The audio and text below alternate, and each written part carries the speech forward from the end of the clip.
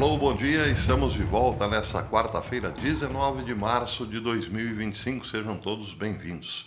E meus queridos amigos, Donald Trump prometeu, Donald Trump cumpriu. Ele tinha prometido liberar todos os arquivos sobre J.F. Kennedy, John Fitzgerald Kennedy, sobre a morte de Kennedy e tudo que antecedeu a morte de Kennedy, ou seja, tudo que o Arquivo Nacional possuía agora é de domínio público. Todo mundo pode acessar esses documentos. São montanhas de documentos. E isso quer dizer que levará um bom tempo para encaixar todas as peças. Claro, é um quebra-cabeças gigantesco, mas muitas coisas já estamos sabendo. Outras que foram divulgadas já eram de conhecimento público. As que não eram ainda estão chamando a atenção porque envolvem pessoas como o senador Joe Biden, o velho Biden, que depois virou presidente. Ele apareceu nesses documentos liberados porque foi o destinatário de uma carta que, segundo os dizem, era de John Fitzgerald Kennedy Jr., ou John, filho do presidente John Kennedy, que o teria chamado de traidor. Você é um traidor. Isso ao senador Joe Biden. E aí, claro, hoje já tem gente perguntando, será que Biden também está envolvido no assassinato de Kennedy? Muita gente está envolvida no assassinato de Kennedy. Eu vou falar sobre isso no final do vídeo, o que alguns analistas já estão concluindo, embora, claro, não tenham chegado a 10% da leitura do que foi liberado ontem. Mas, pelas pistas, tem gente que já reduziu e muito o número dos verdadeiros suspeitos do assassinato do ex-presidente norte-americano. Bem, eu estou aqui no Headline USA, que começa falando sobre o caso Biden. Vejam só. Diz a matéria que documentos anteriormente confidenciais relacionados ao assassinato do presidente Kennedy em 1963 foram divulgados ontem à noite após uma ordem do presidente Trump. E, aliás, isso já era promessa de Trump desde que assumiu. Os 1.123 arquivos foram postados no site da Administração Nacional e Arquivos e Registros dos Estados Unidos. 1.123 arquivos. A grande maioria da coleção do Arquivo Nacional, de mais de 6 milhões de páginas registradas, fotografias, filmes, gravações sonoras e artefatos relacionados ao assassinato do presidente Kennedy, já está liberada para a consulta. Muitas, como disse, já eram conhecidas. E aí entra o caso Joe Biden. Um registro em particular, onde o filho de John Kennedy, o John, teria aparentemente chamado o ex-presidente Biden de traidor. Não, esse negócio de teria aparentemente chamado, não, alguém chamou Biden de traidor. A questão é saber se foi John ou não. Isso está num registro, num relatório do FBI de 16 de setembro de 1994 e faz referência a uma carta escrita à mão por JFK Jr. ao então senador Biden. Dizia a carta, entre outras coisas, caro senador Biden, : você é um traidor. Nenhum outro detalhe, diz aqui o Headline USA, foi divulgado sobre o relatório do FBI. Embora o registro tenha se tornado viral, ele é público desde pelo menos 2018, mas ninguém parece falou sobre o assunto, não é mesmo? De acordo com o historyhub.org, a carta pode nem ter sido escrita por JFK Jr.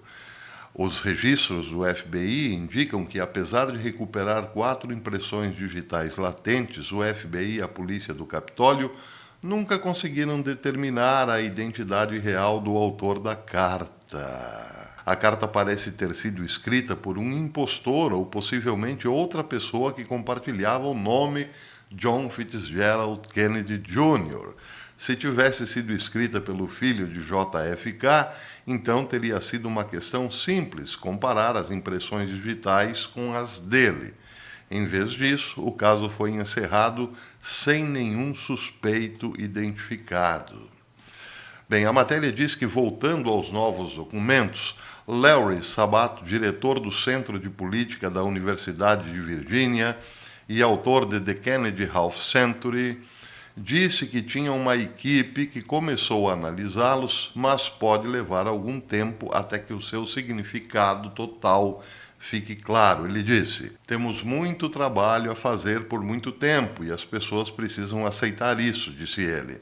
Trump também comentou sobre o assunto. Ele disse a repórteres, já na segunda-feira, que o governo divulgaria 80 mil arquivos, embora não estivesse claro quantos deles estavam entre os milhões de páginas de registros que já tinham sido tornados públicos.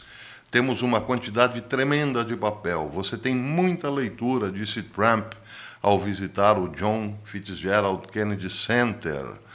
Pesquisadores estimam que cerca de 3 mil arquivos não foram liberados, no todo ou pelo menos em parte. E no mês passado, o FBI disse que descobriu cerca de 2.400 novos registros relacionados ao assassinato. Muitos que estudam esses documentos, ou estudam a história, o que foi divulgado até agora pelo governo, dizem que o público não deve esperar nenhuma revelação chocante dos documentos recém-divulgados, mas ainda há um interesse intenso em detalhes relacionados ao assassinato e aos eventos que o cercam. Bem, aqui, logicamente, nós voltaremos a esse assunto, porque, como disse o autor da matéria, isso aí é só a pontinha da pontinha da pontinha do iceberg. O iceberg está aí, está localizado. Agora a questão é montar as peças, e isso demorará muito tempo. Então, claro, voltaremos muitas e muitas vezes a esse assunto. Mas aqui, o Gateway Pundit publicou pelo menos alguns títulos de documentos interessantes, mostrando, claro, os documentos, mas seria impossível para mim ler todos esses documentos, traduzi-los e lê-los no mesmo vídeo. Ficaria realmente muito longo. Então, eu lerei os títulos desses vários documentos que aparecem aí. Como, por exemplo, Lee Harvey Oswald teria sido considerado um mau atirador durante seus treinos de tiro na União Republicana, na União Soviética, na União das Repúblicas Socialistas Soviéticas. Ele foi lá, treinou bastante, voltou para, segundo dizem, matar John Kennedy. Só que lá, nos seus treinamentos, ele parece que foi reprovado com louvor. Era um mau atirador. Aqui está o documento, como vocês estão vendo. Outro, memorando da CIA de 24 de setembro de 63, confirma que Lee Oswald estava sob vigilância da CIA 59 dias antes do assassinato de JFK. Esse é importante, muito importante. Vou ler novamente o título. Memorando da CIA de 24 de setembro de 63, confirma que Lee Oswald estava sob vigilância da CIA 59 dias antes do assassinato de JFK. Aí, claro, você se pergunta, mas espera aí, se ele estava sob vigilância da CIA, por que não foi impedido? 59 dias antes, ou seja, 2 meses antes, poderia ter sido impedido, já que a CIA é tão poderosa e era provavelmente ainda mais poderosa naquele começo dos anos 60, por que não o impediram? Essa é uma das perguntas que não quer calar, claro. Outro documento, esse relacionado a Gary Underhill. Gary Underhill foi capitão do Estado-Maior G2 da Segunda Guerra Mundial e recebeu medalha de comenda do Exército por serviços militares. Ele se formou em Harvard, era linguista e especialista autodidata em assuntos militares. Bem, esse documento diz: Gary Underhill alegou que a CIA era responsável pelo assassinato de JFK e mais tarde ele foi encontrado morto, no que foi considerado um suicídio. Outro documento. Um homem chamado Sergei Zononó supostamente conhecimento de que Oswald seria morto após assassinar Kennedy e que Martin Luther King Jr. também seria assassinado. Ele também sabia de antemão que Kennedy seria morto, detalhe, em Dallas. Ele disse com antecedência que Kennedy seria morto e deu a cidade onde Kennedy seria morto. Interessante, não? Muita gente, então, sabia do que aconteceria. Jack Ruby afirmou que sua decisão de matar Oswald foi influenciada por sua identidade judaica. Esse aqui é um documento de menos importância, mas enfim, trata-se do homem que imediatamente matou Oswald, porque, bem, aqui ele diz, porque era um judeu. Mas vem cá, será que esse tipo de justificativa convenceu alguém na época? Outro documento. Poucas horas depois de Jack Ruby atirar e matar Lee Oswald, o diretor do FBI, Edgar Hoover, pediu um relatório público urgente, rápido, para evitar que teorias da conspiração ganhassem força. Que tipo de teoria da conspiração? Bem, Jack Ruby não teve nenhum problema em chegar próximo a Lee Oswald e fuzilá-lo. Que teoria da conspiração surgiria naquele momento, se não alguém poderoso que estava por trás do assassinato de Kennedy foi lá e apagou um arquivo, não é mesmo? Pois é. Então o diretor do FBI, o poderoso o Edgar Hoover, pediu então um relatório público rápido para evitar teorias da conspiração. Outro documento. Lee Oswald estava supostamente sob direção do oficial da KGB, Kostilov, que era supostamente ligado ao Departamento de Veteranos dos Estados Unidos. Muito interessante, não? Bem, Oswald estava sendo monitorado pela CIA e estava também sob direção do oficial da KGB. Quanta pressão, não? Bem, aqui mais um documento. Perguntaram a Edgar Hoover se Lee Oswald era um agente do FBI e se havia uma conspiração para assassinar JFK. Ou seja, havia muita gente, então, já comentava sobre essa possibilidade naquele momento de que a CIA e o FBI estivessem trabalhando com agentes comandados por controle remoto, por assim dizer, uma espécie de MK Ultra avant la lettre, por assim dizer, não é mesmo? Outro documento. Uma carta endereçada ao então senador Joe Biden o acusou de ser um traidor. A carta foi assinada por JFK Jr. Mais um documento. A CIA estava interceptando correspondências do Serviço Postal dos Estados Unidos enviadas para a União Soviética e tinha 300 membros da CIA indexando 250 mil nomes. Mais um. Uma entrevista com o diretor assistente do FBI, Alan Belmont, em 6 de maio de 1964, inclui perguntas sobre as conexões de Rudy e Oswald na página 27, mas muitas páginas estão faltando, com uma entrevista supostamente estendendo-se até a página 473. Outro documento. Um homem que afirmava ser motorista polonês de um veículo russo alertou sobre planos soviéticos de pagar alguém nos Estados Unidos para assassinar Kennedy. Aqui mais um. Registros do assassinato de JFK, recém-divulgados, expõem uma operação fracassada de vigilância da CIA em Havana, em 1955.